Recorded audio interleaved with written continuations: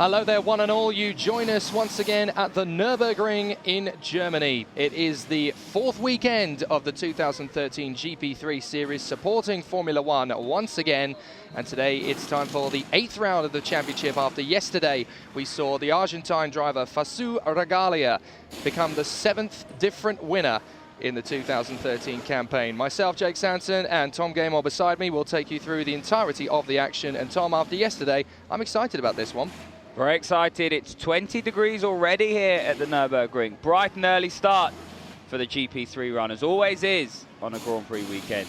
But like you said, plenty of action up to... We'll go for a break first, but join us right afterwards and you won't be disappointed.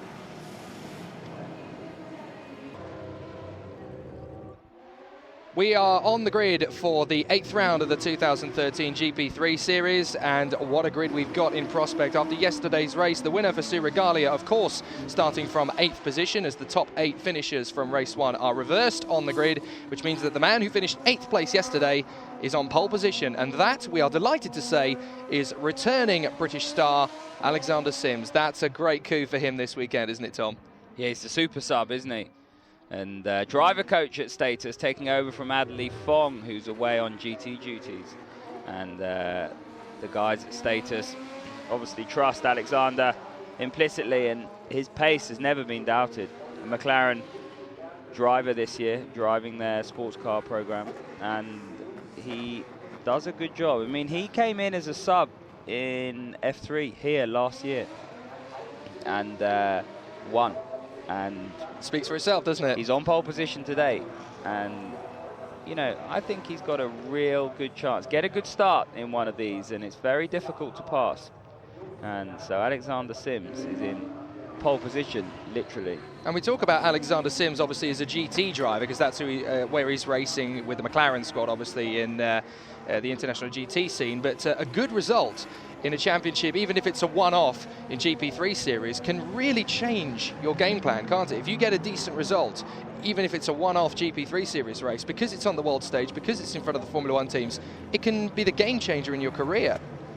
Yeah, I mean, with Alexander, he's a proven entity, so this is very much just the jolly for him. But you're right, for drivers that are just slightly less experienced than Sims is, an opportunity like this to burst onto the international stage is definitely something to make the most of. And in front of all the Grand Prix owners and drivers, we saw Fernando Alonso standing on the pit wall watching this race yesterday. So you are in good company in terms of the viewing audience. So if you can impress, then your name will definitely be up there in lights. And for a vast majority of these drivers, you know, Melville McKee's a prime example, somebody that is racing on the international stage for the first time, and he's alongside Alexander Sims on the front row. Yes, indeed, an all-British front row of Sims and McKee. Then we have Carlos Sainz Jr. in 3rd place, with Nick Yellowly in 4th position. Lewis Williamson and Jack Harvey on row 3, making it another all-British row on the grid.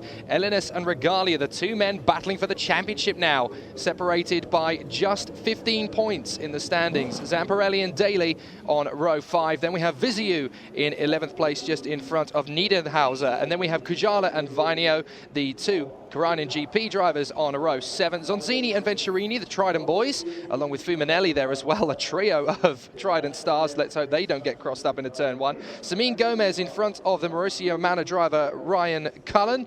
Then we have Kevin Gorjus down in 20th on the grid. That is not good as far as he's concerned. Carmen Yorda, who was black flagged yesterday, starting 21st. She was actually black flagged for ignoring a drive-through penalty. You can't really get more severe than that in the world of GP3. Fontana, who had that incident with Sainz Jr., or was it Kvyat? I regret to remember now. I forget to remember earlier on, but Fontana was certainly out with a smashed rear wing. That's now been fully repaired. Josh Webster and Jimmy Eriksson, who were caught up in that first lap carnage, as too was Kvyat.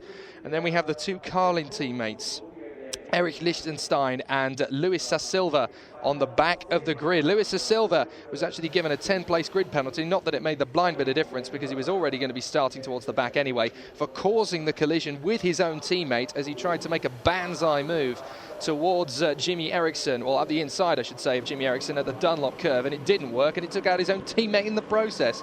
But we had a bit of a a stereotypical GP3 Series race yesterday. It was all kicking off.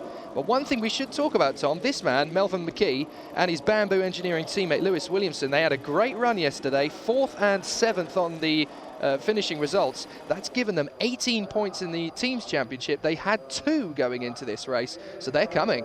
Yeah, they were 3rd place, effectively, in terms of accumulative points in the Teams Championship yesterday. Only ART and Mauritian Manor scored more points than Bamboo. And like you said, they got 2 promising drivers. It hasn't worked out for Williamson. He was unceremoniously dumped out of a great position at Silverstone by Carlos Sainz Jr. And it's nice to see Lewis doing a good job here this weekend, and also Melvin McKee, who's on the front row. And look at that sunshine. The summertime is here in the Nurburgring. It's over 20 degrees already. Only 9:30 in the morning on Grand Prix Sunday. And those Pirellis that you see on the side of Carlos Sainz Jr.'s car will play a big part in this race. It's the medium compound tyre that they brought, which ultimately is the started 2013 as the hard tyre. But as they made changes after Barcelona, they've actually introduced a super hard tyre that is now the hard. It's a Fred Flintstone special. Ironically, and I hate to talk about tyres, it's almost as if they've gone the wrong way now. It's a bit sanitized, and they're too conservative, the Pirelli tyres that they've got at the moment, which who would have thought we'd be saying that? I mean, I certainly don't think we'll be talking about that in Formula One later on, because they've got the other problem. They can't go longer than 6 to 8 laps. That's true, yes. I mean, unfortunately, Formula One is splashed all over the newspapers across the globe for very different reasons to do with the tyres, and that's probably not the publicity they wanted. But no, interesting to see. These are the Pirelli engineers just keeping an eye on things in the GP3 series. And is there a lot of correlation between the tyres in GP3 and Formula One, or is it a completely different kettle of fish? Yeah, it's a completely different kettle of fish. I mean, the only correlation is obviously that the compounds are fairly similar, but the make and the bead and everything is different. Is that a yellow flag that we've got? That is an ART card. Is that? And there's another. That's Jack. No, that is with the yellow. I wonder if that's Jack Harvey. No, it's Regalia. It's Regalia, the number 2. Fasu Regalia, who won yesterday's race, has stalled it on the way to the grid. That is a disaster. He had caught Teo Elenis hand over fist in yesterday's race and totally cleaned up here yesterday. And on the grid today, he has stalled it. This is absolute. Oh, this is the worst possible thing that could have happened to him. He can't get the car restarted either, because the major problem there for him is getting the car restarted before the rest of the field pass him. But couldn't get the car restarted. He'll start from the pit lane. Absolute disaster. As you can see, 2nd in the Drivers' Championship. That could not have happened at a worse time in the championship for Fasu Regalia. He is the most consistent driver, particularly over the course of this year. Okay, he had a bad weekend at Barcelona, but he scored very well. He's had 3 podiums, including his dominant victory yesterday. Scored the full 31 yesterday for pole position, fastest lap and the race win. And now he's not even going to make the starting grid. He's going to have to start from the pit lane. And in GP3 series, as we were talking about yesterday, it's not so easy to get a toe in these cars. He's going to have his work cut out for him. Yeah, he's got a busy 15 laps ahead of him now, as Facu Regalia very quick in yesterday's race, and will be able to transform that pace over to today. But just how much of an inroad he can make into the midfield, we'll have to wait and see. He will pick off the back of the field fairly quickly, but then it'll start to get tough when he gets into the top sort of 15. So it's now advantage Teo Elenis as far as the championship is concerned. He can pick up some decent points here, and actually he could do with somebody like Alexander Sims or Melville McKee getting a strong finish here as far as the championship is concerned, because in the standings, of course, Sims is a guest driver, therefore he scored his first points yesterday, scoring 4 for finishing in 8th place. But Melville McKee has yet to score, I think. No, sorry, he scored 6 yesterday, of course. That was his first points finish of the season. So as far as he's concerned, if Sims or McKee were to win this race, that wouldn't be too big a headache for him, because he's got Courjus way down at the back of the grid, and now Regalia as well. His closest challenger in the championship is Jack Harvey, and he's 30 points adrift, so that's not too big a threat right now. No, Theo Elenas, very professional. I was really impressed with the way he drove yesterday. Maximised his package perfectly. Didn't do anything stupid. Realised he didn't have the pace to catch Regalia and didn't throw it off the road trying to do so. As it played out then, Jack Harvey couldn't get past, and he finished a solid second place, Theo. The only person to have finished in the points for every single race this year, and it shows because he's sitting at the top of the points table and he's in a very good position. He's a driver you want to be watching out for as well. He's about to get a Formula One test, probably in the young driver test, I believe, in a few days with the Marussia team, from what we have heard. But yeah, his consistency at this level, this is what you need to win a GP3 Series campaign. It's not just about winning every race, because with reverse grids, with the level of equality between the drivers, it's always going to be difficult to string race win after race win after race win. You've got to nail in those points, and Regalia has really missed out on an opportunity here to close the gap to Theo Elenas. Theo's doing a brilliant job, and this is just heaven sent for him. The formula really for winning a championship, and we always say in the sport, it's where you finish when you're not winning that wins you championships, not how many races you win. And that's the key. And Theo Elenas is outperforming the rest of the field in that department, and that's why he's at the top at the time sheet. Poleman Alexander Sims lines up, Melville McKee alongside him, and then it'll be 5 lights and go here at the Nurburgring.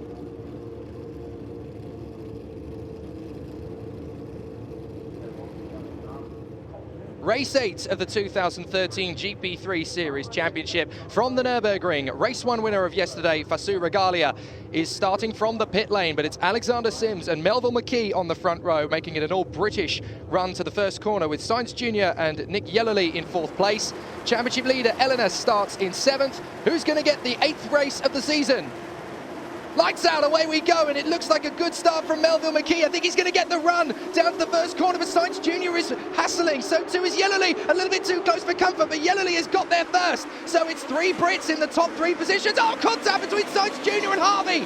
They came together, and Harvey has managed to get his way back onto the circuit, but it's Melville McKee who has to back down as Yellowly goes right the way round the outside and into 2nd place. Boy wonder, that was a beautiful move as they fly their way through the Mercedes arena, and a brilliant start from Nick Yellowly. That's what we saw at Silverstone, and he's done it again, chasing down Alexander Sims. Great start. Yeah, really good start. Very exciting from the GP3 boys.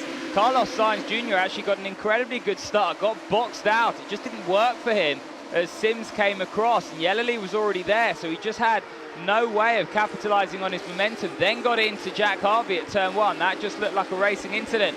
We'll look and pass judgment as we see 3 abreast into the Dunlop curve. That is something that didn't work yesterday, did it, Jake? But is working today.